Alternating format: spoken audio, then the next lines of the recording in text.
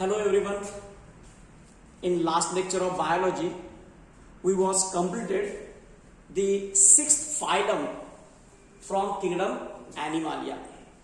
So today we are going to study the seventh phylum from kingdom Animalia, and the name of phylum is phylum Arthropoda.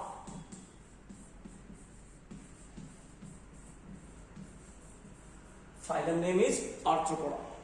This word Arthropoda derived from a Greek word, that is arthros, means jointed, and poda means legs, or these are called as appendages. Appendages, these are nothing but the structure which arise from the central body पासून बाजूला जाणारे जे काही parts आहेत बॉडीचे, which are called as appendages. These are antennae, these are wings, these are legs.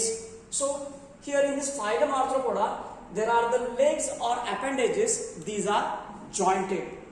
Here there are variety of the example. कितीतरी examples आहेत त्याच्यामध्ये. Example, you know well known, that is cockroach, honeybee, then mosquito, scorpion, की ज्याला आपण काय म्हणतो, विंचू म्हणतो आपण. Then there are butterflies, bedbug.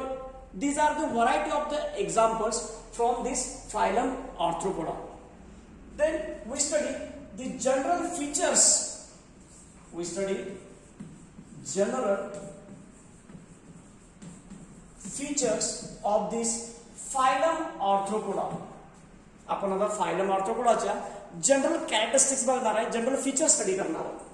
So first feature of this phylum Arthropoda, that is, this phylum is largest phylum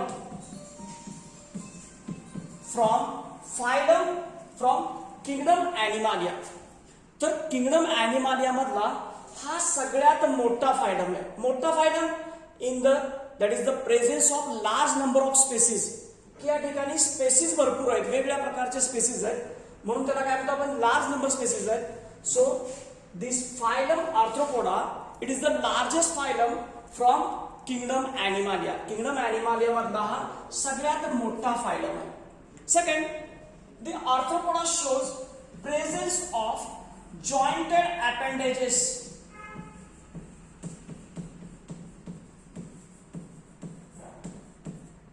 याच्यामध्ये काय तर जॉइंटेड अपेंडेज. मग सांगितलं मी, अपेंडेज मध्ये काय, structures which arise from the central body. Central body पासून निघणारे जे शरीराचे पार्ट्स आहेत, अवयव आहेत, त्यांना आपण काय म्हणणार आहे, अपेंडेजेस म्हणणार आहे. मग हे जे काही अपेंडेजेस आहेत, अँटिने असतील, लेग्स असतील, विंग्स असतील, तर हे सगळे कसे जॉइंटेड आहेत, लहान लहान पार्टनी एकत्र येऊन तयार झाले, म्हणून त्याला आपण म्हणतो संधिपाद प्राणी. आर्थ्रोपोडा म्हणजे काय, संधिपाद प्राणी.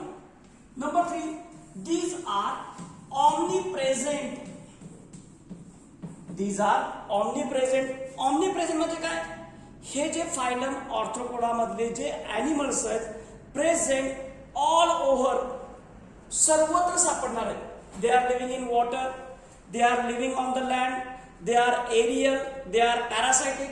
म्हणजे प्रत्येक ठिकाणी हे ॲनिमल आपल्याला सापडणार आहेत, म्हणून त्याला आपण काय म्हणतोय, ऑमनीप्रेझेंट असं म्हणतो. Here the some animals, these are solitary, or some animals, these are colonial. काही जण एकटे एकटे राहतात, सॉलिटरी एकटे एकटे राहतात. काही जण कॉलनी करून राहणारे ॲनिमल्स आहेत. जसं ॲन्ड्स पाहिलं तुम्ही तर कॉलनी करून राहतात. हनीबी बघितलं आपण, कॉलनी करून राहतात. आणि some of the animal, these are the solitary. काही जण एक एकटे राहत असतात. Next, some of the animals, most of the animals, these are the free living. Maximum animals कसे आहेत, फ्री लिव्हिंग आहेत, की हालचाल करणार आहेत. But there is a one animal which is sedentary, that is example barnacles. हा महत्वाचा example आहे बघा. आर्थ्रोपोडामध्ये एकच एवढी स्पेसिस आहे की जी त्या ठिकाणी हालचाल करू शकत नाही, मुवमेंट करू शकत नाही, जी कशी असते, सिडेंटरी असते, स्थिर असते. Other all animals, these are the free living. बाकीचे सगळे अॅनिमल काय करू शकतात, हालचाल करू शकतात. Number 5, some of the animals these are parasitic. काही अॅनिमल कसे पॅरासायटिक आहेत, म्हणजे परजीवी आहेत. Example mosquito. मॉस्किटो हा कसा आहे, परजीवी आहे, पॅरासाइट आहे. बेडबग आहे, ढेकूर म्हणतो आपण त्याला, हा सुद्धा कसा आहे, परजीवी आहे. And these are sanguivorous. These are sanguivorous means they are blood sucking animal. रक्त पिपासू हे अॅनिमल आहेत, रक्त शोषून घेणारे अॅनिमल्स आहेत, त्यांना आपण काय म्हणतो, सॅन्ग्विओरस असं म्हणतोय आपण. Number 6, some of the general characters like these are triploblastic. हे कसे ट्रिप्लोब्लास्टिक आहे, made up of 3 germ layers. These are bilateral symmetrical. Symmetry कोणती आहे याच्यामध्ये, बायलॅटरल सिमेट्री आहे, in which body can be divided to 2 equal halves. आपण त्याचे 2 समान भाग करू शकतो. Here these animals are coelomate, that is presence of a true coelom. या ठिकाणी सिलोम कसे खरोखरचे सिलोम आहे, which is the body cavity which is line by mesoderm from all the sides. Here it shows presence of tube within tube. Body plan की यांच्यामध्ये body plan कुठला आहे, tube within tube body plan आहे. Because digest system is complete, की यांच्यामध्ये digest system complete असते. Which show presence of mouth and एनस, की ज्याला माउथ पण असणार आहे आणि त्याला काय असणार आहे, एनस पण असणार आहे. Number 7, here in this arthropods exoskeleton is present. This exoskeleton it is कायटिनियस, that is made up of chitin. Chitin नावाचं एक हार्ड प्रोटीन आहे. या कायटिनच्या पासून त्याच्या शरीरावरती एक्झोस्केलेटन तयार झालेलं आहे. दिस एक्झोस्केलेटन कायटिन इज पिरियॉडिकली शेडिंग. तर त्याच्या संपूर्ण शरीरावरती प्रकारचं कवच आहे की ज्याला आपण कायटिन असं म्हणतोय. मग हे कायटिन असल्या कारणामुळं त्या अॅनिमलची वाढ होत नाही. मग वाढ होण्यासाठी त्याला काय करावं लागतं, तर हे जे हार्ड स्ट्रक्चर कायटिनचं आहे हे काही कालांतरानंतर काही दिवसानंतर त्याला ते मोडून बाहेर काढावं लागतं आणि त्यातून पुन्हा तो वाढ करतो आणि पुन्हा कायटिन तयार करतो. That is called as a ecdysis or moulting, which is called as a ecdysis or moulting, ज्याला आपण म्हणतो कात टाकणे असं म्हणतो. It is important for growth, की त्या अॅनिमलची ग्रोथ झाली पाहिजे. ग्रोथ होण्यासाठी त्या ठिकाणी त्यांच्यामध्ये काय होत असतं, मोल्टिंग होत असतं. Number 9, digestive system.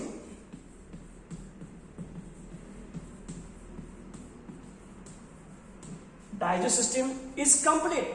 Digest system कशा याच्यामध्ये कम्प्लीट डायजेस्ट सिस्टीम आहे with presence of numbers of mouth parts. त्याच्यामध्ये काय वेगवेगळ्या प्रकारचे माउथ पार्ट्स आहेत. Presence of labium, labrum, mandible, tongue etcetera. These are the mouth parts. So digest system is complete with mouth and anus and mouth shows presence of the different mouth parts, की त्याला काय वेगवेगळ्या प्रकारचे mouth parts आहेत. Number 10, here respiration, म्हणजे ज्याला आपण काय म्हणतो श्वसन असं म्हणतो. So there are different types of the respiratory organs, like there is a presence of in some animal gills, presence of a trachea. काहींच्यामध्ये गिल्स आहेत, काहींच्यामध्ये ट्रॅकिया आहेत. Some animals shows book gills, some animals shows book lungs. So there are different types of the respiratory organs. Like gills, gills are present inside the prawn. Gills कुणामध्ये, prawn मध्ये, ज्याला आपण काय म्हणतो झिंगा म्हणतो, कोळंबी असं म्हणतो, तर त्यांच्यामध्ये गिल्स आहेत. Trachea is present in cockroach. Cockroach मध्ये काय रेस्पिरेटरी ऑर्गन ट्रॅकिया आहे. Whereas book gills are present in king crab. Which is called as a limulus. Crab म्हणतो आपण, खेकडा म्हणतो. तर या खेकड्यामध्ये रेस्पिरेटरी ऑर्गन्स कुठले आहेत? बुक गिल्स आहेत. And book lungs are present in scorpion. Book lung कशामध्ये? स्कॉर्पिओन, की ज्याला आपण विंचू असं म्हणतो आपण. Next point number 11, that is excretion. That is removal of nitrogen waste product. So here in this arthropoda excretory organs, these are Malpighian tubules. These are Malpighian tubules, and there are presence of green glands. Presence of Malpighian tubules and green glands.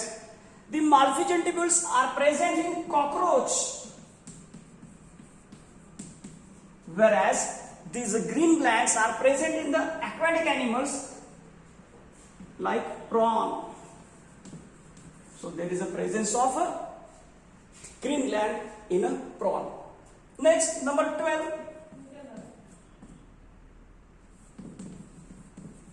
Circulation. Here, circulatory system is open type. Circulation म्हणजे रक्ताभिसरण म्हणतो आपण. It is of two type, open type and closed type. And here in this arthropods, the circulation is of open type. की circulation कसं आहे याच्यामध्ये? Open type आहे, because blood is circulated through an open sinuses which is called as a hemocoel. की यांच्यामध्ये जे रक्त वाहत असतं त्यामध्ये ब्लड वेसल्स नसतात. तर त्या ठिकाणी शरीरामध्ये पोकळी आहे, त्या पोकळीमधून, म्हणजे त्याला आपण सायनस म्हटलं, की त्या पोकळीमधूनच रक्त वाहत असतं. That is called as a haemocoel. So sometime these are the coelomate, which is also called as a hemocoel, because the body cavity is filled with the blood. की बॉडी कॅव्हिटी काय होत्या ठिकाणी ब्लड न fill झालेली असते.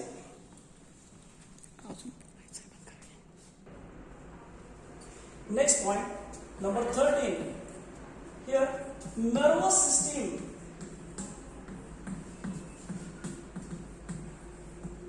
Here nervous system is well developed. Nervous system कसे well developed, which shows presence of nerve ring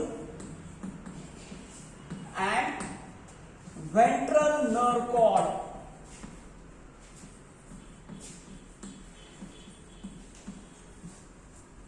की nervous system कसे वेल डेव्हलप्ड आहे, ज्यामध्ये काय तर नर्व रिंग आहे, त्याच्यापासून निघणारी वेंट्रल नर्व कॉर्ड आहे.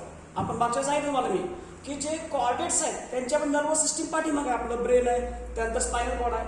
पण ह्या नॉन कॉर्डेटमध्ये किंवा फायलम आर्थ्रोपोडामध्ये ही जी नर्व कॉर्ड कुठं असते? वेंट्रल साईडला, पोटाकडच्या बाजूला असते. म्हणून त्याला काय म्हणतात? Nervous system is well developed, consist of nerve ring and ventral nerve cord. Number 14, there is a presence of a sense organs. बघा आपण इथपर्यंत बघितलं होतं सेन्स ऑर्गन कोणा होते का? नाही. पण इथून पुढे काय झालं त्या ठिकाणी आता? Presence of a sense organ. These sense organs that is presence of a अँटिने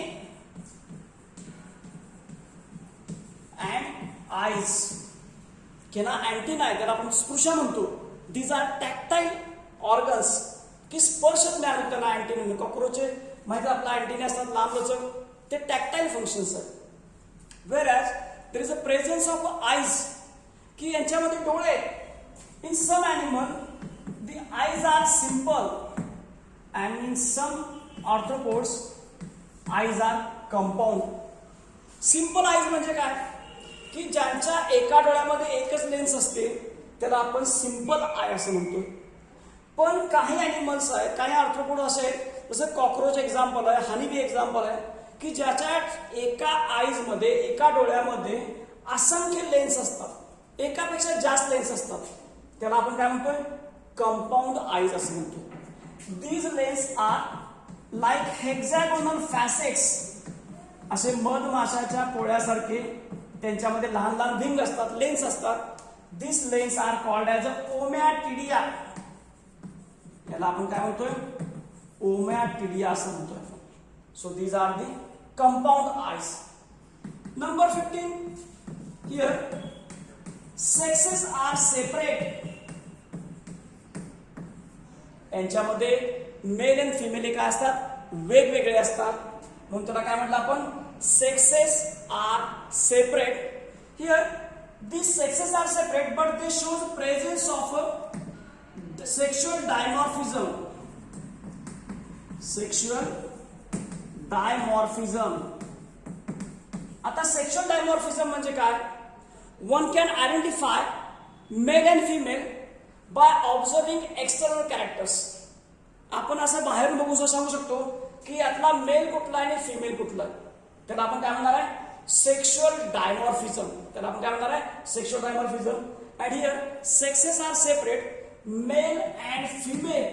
mail and female these are separate. In some animals like honeybee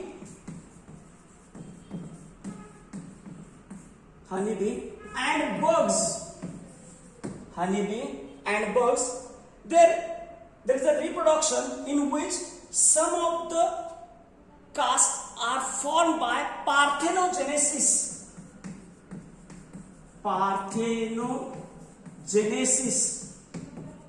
तर काय होतं बघा, हनीबी मध्ये त्या ठिकाणी generally there is a presence of a queen, worker and drones.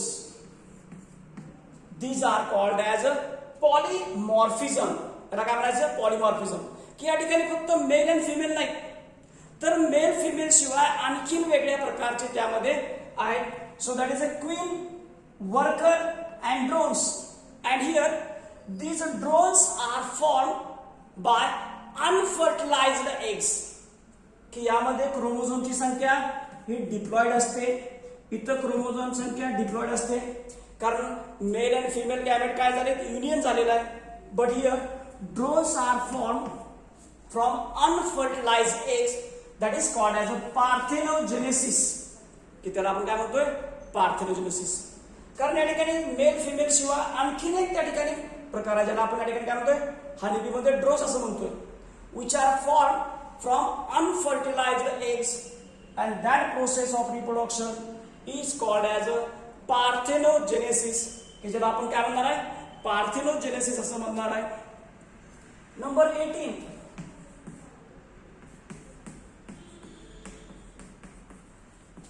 Development is direct and indirect. These animals mostly these are oviparous. की अंडी घालणारे प्राणी ते ओव्हिपॅरस आहे. वेर डेव्हलपमेंट इज डायरेक्ट और इनडायरेक्ट. डायरेक्ट मध्ये काय होतं की एग्स मधून हॅच होऊन बाहेर पडणारा डायरेक्ट ऍडल्ट सारखा दिसतो, की ज्यामध्ये लार्वल स्टेजेस नसतात. That is a direct development. Whereas indirect development in which there is a presence of a larval stages. याच्यामध्ये काय असतात, लार्वल स्टेज असतात. तर बटरफ्लायचे एक्झाम्पल तुम्हाला माहित आहे की ज्यामध्ये इनडायरेक्ट डेव्हलपमेंट असते. Butterfly let the eggs. बटरफ्लायला अंडी घातली की त्यातून लगेच बटरफ्लाय बाहेर येत नाही. त्यातून पहिल्यांदा काय येतो, कॅटरपिलर बाहेर येतो, की ज्याला आपण सुरवंट असं म्हणतो. मग त्यानंतर त्याचा प्युपा तयार होतो, कोश तयार होतो, आणि मग त्या कोशमधून बाहेर काय येतो, बटरफ्लाय येतो. That is the development stages in which there is a presence of larval stage. This is called as a indirect development. So here in cockroach there is a direct development, whereas a butterfly, mosquito, housefly, they shows indirect development. की त्यांच्यामध्ये development कशी असते, indirect development असते. Some of the arthropods, these are economic importance. Economic importance. काही जे या ठिकाणी arthropods आहेत हे आपल्याला इकॉनॉमी इम्पॉर्टन्स, त्याचा आपल्याला फायदा आहे की ज्यापासून आपल्याला काय करता येतं, इन्कम करता येतं. Like economy importance animal is honey bee. आता हनी बी म्हणजे मधमाशी. मग या मधमाशीपासून आपल्याला काय मिळतं, हनी अँड वॅक्स ज्याला आपण मेन म्हणतो. Then there is another example which is econ importance, that is lac insect. मग या लॅक इन्सेक्ट पासून काय मिळतं आपल्याला? लॅक मिळतं, की ज्याला आपण लाख असं म्हणतो. काय म्हणतो आपण? लाख असं म्हणणार आहे. Then another example that is a silk worm, from which we prepare silk, की त्याच्यापासून आपल्याला सिल्क मिळतं. Some of the animals like lobsters, crab, prawn, these are edible, की हे edible आहेत, की खाण्यासाठी त्याचा वापर केला जातो. So these are the economically important arthropods, की ज्यापासून आपल्याला फायदा होणार आहे. तसंच काही इन्सेक्ट असे आहेत की ज्याच्यापासून आपल्याला नुकसान होतं, किंवा काही आर्थ्रोपोड असे आहेत ज्याच्यापासून काय होतं आपल्याला नुकसान होतं, विच इज हार्मफुल आर्थ्रोपोड्स.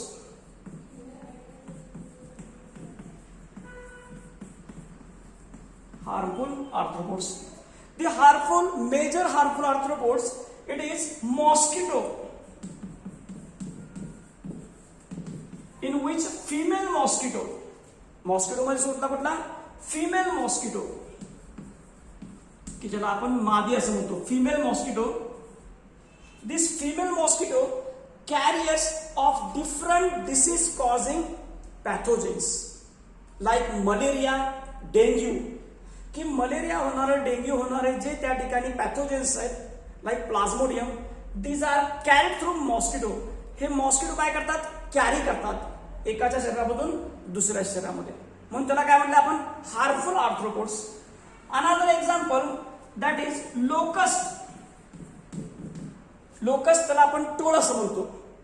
तुम्ही आता एक 2-3 महिन्यापाठी बघितलं असेल जयपूरमध्ये किंवा इव्हन आपल्या नाशिकपर्यंत, नागपूरपर्यंत सुद्धा काय होतं की टोळ धाड आली होती. म्हणजे टोळ जे लोकस असतात, मिलियन्स ऑफ असतात, कितीतरी लाखो असतात, आणि संपूर्ण शेत खात खात खात संपूर्ण जातात ते. तर हे लोकस, की जे आपण टोळ म्हणतो, it is also gregarious pest. Pest म्हणजे हार्मफुल इन्सेक्ट म्हणतो आपण. पेस्ट म्हणजे काय? Harmful insect. So these are the harmful arthropods. हे कसले सगळे? हार्मफुल आर्थ्रोपोड्स आहेत. There is an example that is a limulus, which is called as a king crab. It is a living fossils. It is living fossil. जे काय? Living fossils आहे. की एवढे आपण आता 21 कॅरेक्टर बघितले. कशाचे? तर फायलम ऑर्थ्रोपोडा. आणि या 21 कॅरेक्टर मध्ये सांगत असताना कितीतरी एक्झाम्पल मी तुम्हाला सांगितलेले आहेत, जसं cockroach, honeybee, housefly, lac insect, silkworm, lobster, crab, prawn, scorpion, king crab. तर हे एक्झाम्पल आणि त्यातल्या सिस्टीम सगळ्या तुम्ही लक्षात ठेवायचे, सगळे पार्ट्स लक्षात ठेवायचे.